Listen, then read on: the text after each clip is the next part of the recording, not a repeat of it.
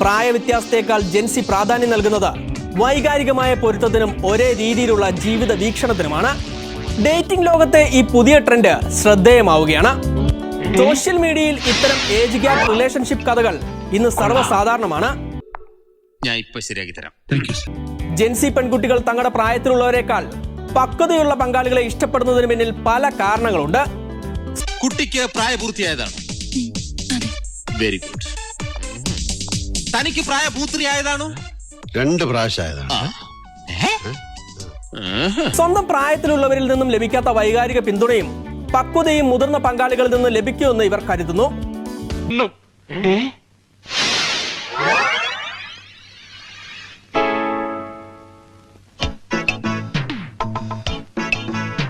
കൊള്ളാം കൊള്ളാം.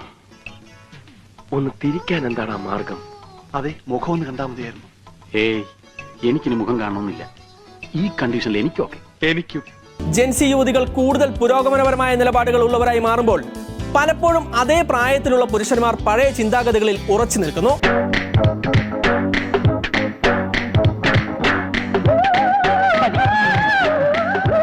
ഈ വൈരുദ്ധ്യം യുവതികളെ മുതിർന്ന പങ്കാളികളിലേക്ക് ആകർഷിക്കുന്നു.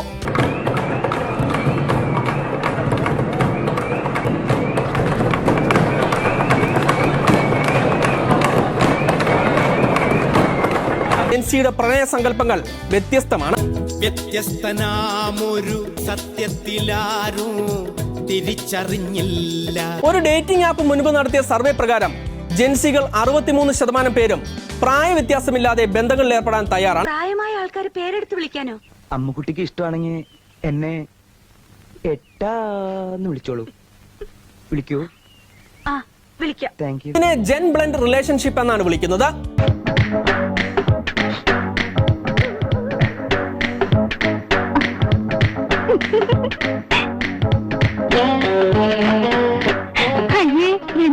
പ്രായവ്യത്യാസമുള്ള ബന്ധങ്ങൾ ആരോഗ്യകരമാണെങ്കിലും അതിൽ ചില അപകട സാധ്യതകളുണ്ടെന്നും വിദഗ്ധർ ചൂണ്ടിക്കാട്ടുന്നു. അമ്പിളി അമ്മ അവനെ പിടിച്ചു തരാൻ പറയൂ, ഞാൻ പിടിച്ചു തരാം. പാൽക്കടൽ കടഞ്ഞ് വെണ്ണ എടുത്തു തരാൻ പറയൂ, ഞാൻ എടുത്തു തരാം. വെണ്ണ നെയ്യൊക്കെ എന്റെ വീട്ടിൽ ഇഷ്ടം പോലെ ഉണ്ട്. പിന്നെ റോക്കറ്റിന്റെ കാര്യം ഞാൻ അന്വേഷിച്ചു. അക്കാര്യത്തിൽ ചില ബുദ്ധിമുട്ടുകളും തടസ്സങ്ങളും ഒക്കെ ഉണ്ട്. ഒരു റഷ്യക്കാരി പെണ്ണ് പണ്ടൊരു റോക്കറ്റിൽ കയറിയിട്ടുണ്ട്. പിന്നെ കയറിയത് ഒരു പട്ടി. റോക്കറ്റ് നമുക്ക് വേണം. പ്രായം എന്ന ഘടകത്തെക്കാൾ വ്യക്തിപരമായ മൂല്യങ്ങൾക്കും പങ്കാളികളുടെ ജീവിത വീക്ഷണത്തിനുമാണ് ഇന്നത്തെ തലമുറ മുൻഗണന നൽകുന്നത്. ഒറ്റ വഴിയുള്ളൂ, സ്നേഹത്തിന്റെ വഴി. ദിൽ ചൽത്താ ഹൈ. പ്രായപൂത്രിയായ കമിതാക്കൾ ഒന്നിച്ച് ജീവിക്കാൻ തീരുമാനിച്ചാൽ ആർക്കും തടയാനാവില്ല. ഇവരെ ഞാൻ വെറുതെ വിട്ടിരിക്കുന്നു. ദിൽവാലെ ദുൽഹനിയ ലേ ജായെങ്കെ എന്നാണല്ലോ